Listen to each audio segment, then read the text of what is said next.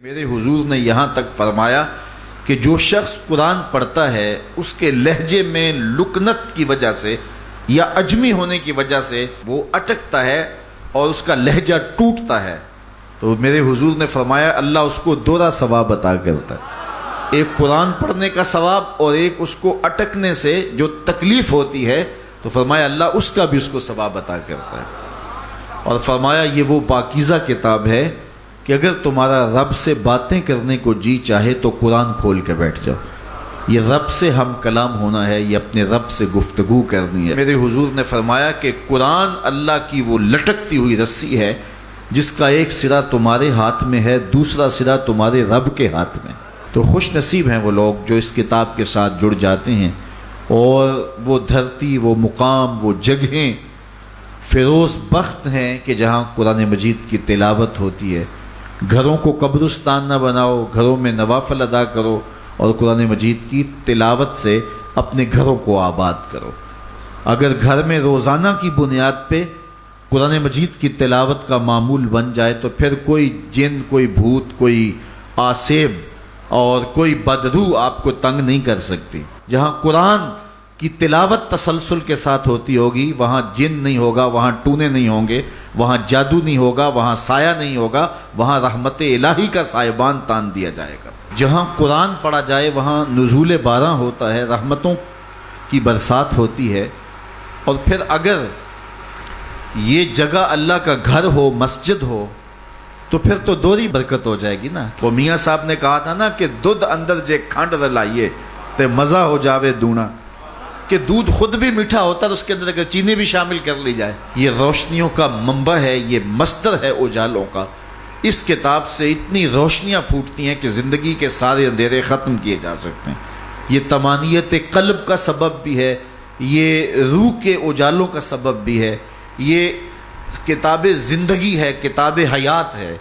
اس کے بتائے ہوئے اصولوں کے مطابق اگر زندگی بسر کریں گے تو یہ زندگی بھی خوبصورت ہوگی، اور اس زندگی کے بعد ایک اور شروع ہونے والی زندگی ہے، وہ زندگی بھی خوبصورت ہوگی۔ قرآن قبر میں چراغاں کرے گا، قبر میں روشنیاں دے گا، قبر میں اجالا کرے گا۔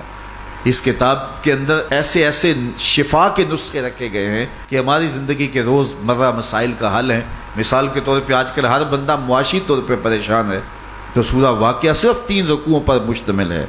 اگر یہ معمول زندگی بنا لے تو سورہ واقعہ جہاں ہوگی وہاں نحوستیں اور بے برکتیاں نہیں ہوں گی۔ سورہ یاسین پڑھو گے تو بے پناہ برکتیں اس کے دامن میں رکھی ہوئی ہیں۔ اسی طرح سورہ اخلاص صرف 3 مرتبہ پڑھیں گے تو پورے قرآن پڑھنے کا ثواب نصیب کر دیا جائے گا۔ ایک شخص حضور کی خدمت میں حاضر ہوا اور اس نے حضور سے کہا کثیر العیال ہوں، ذرائع آمدنی بہت تھوڑے ہیں، تو میرے لیے کوئی دعا کیجئے، کوئی مجھے نسخہ بتائیے۔ تو آقا کریم نے اس کو جو نسخہ بتایا سنا، فرمایا جب گھر جائے تو گھر والوں کو السلام علیکم کہہ دیا کرو۔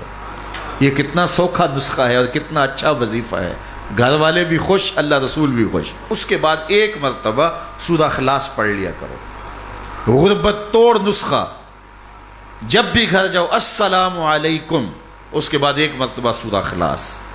اور میرے حضور نے فرمایا کبھی ایسا ہو کہ تو گھر جائے، گھر میں کوئی بھی موجود نہ ہو، تو فرمایا عمل چھوڑنا نہیں، فسلم علیہ، پھر مجھے سلام کہہ دینا۔ وہ اپنے نام لیواؤں کو تنہا چھوڑتے کب ہیں، جہاں ہم دم نہ ہو کوئی وہاں سرکار ہوتے۔ وہ کہتے ہیں میں عمل شروع کر دیا، گھر جاتا السلام علیکم، اس کے بعد السلام علیکم کے بعد میں سورہ اخلاص 1 بار پڑھ دیتا۔ اس عمل کی برکت سے میں نے تو امیر ہونا ہی ہونا تھا، میرے ہمسائے بھی امیر ہو گئے، میرے ہمسائے بھی امیر ہو گئے۔ تو قرآن کو اپنی زندگی میں بسا لو، قرآن کو شامل کر لو، دنیا بھی سنورے گی، قبر بھی سنورے گی، نزا کا عالم بھی سنورے گا، حشر میں بھی اجالے ہوں گے، جنت کی بہاریں بھی نصیب ہوں گی، اور رسول اللہ کا ساتھ نصیب ہوگا۔